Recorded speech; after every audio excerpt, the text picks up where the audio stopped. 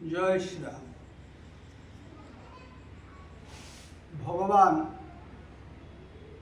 शंकर ही होउछंती रामायणर प्रथम रचयिता वा सृष्टिकर्ता। आम्भे माने समस्ते जाने जे आदि कवि वाल्मीकि होउछंती रामायणर प्रथम कवि बा लेखक। यह सत्य जे से समाज को रामायण महाकाव्य ग्रंथ पोथी आकार तत्कालीन समय देइथिले। मात्र ये रामायणर पृष्ठभूमि बा रामायणर कथावस्तुर प्रकृत रचयिता होउछंती भगवान शंकर, जहाँकि 100 कोटी श्लोक संबलित। रामायण 100 अपारा श्रुति शारदा नवर्ण पारा।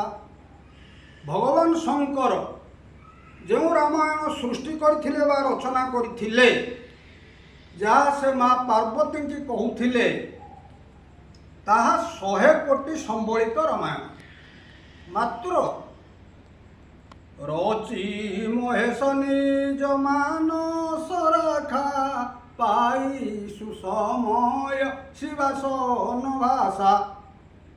से जो रामायण रचना करथिले से तांकर मानस पटरे ही रखिथिले। से कौनसी पोथी निर्माण करिनथिले।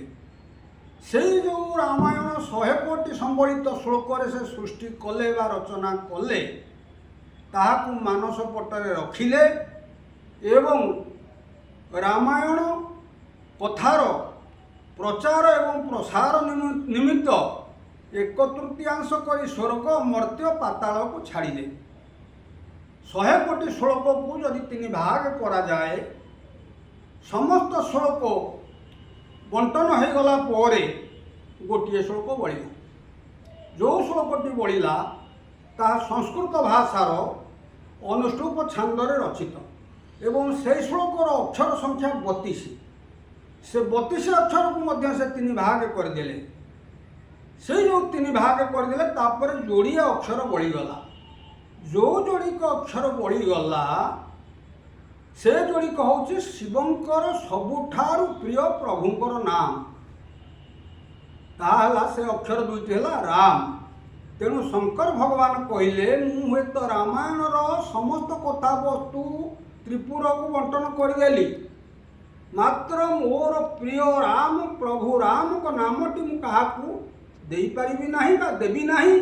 मो ठारू शुणी के जी भजन कीर्तन अर्चन वंदन करुच कर।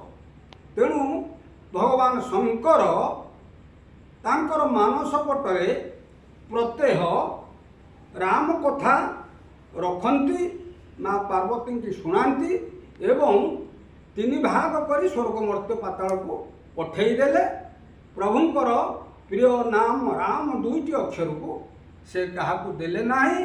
ए मानव समाज बा जीव जगत जेकोसी प्रभुंकर आश्रय नापी प्रभु शिवंकर यही जो प्रभुंकर नाम संकीर्तन शिवंक ठारू शुणिकर ही आम्भे माने कीर्तन करुछे।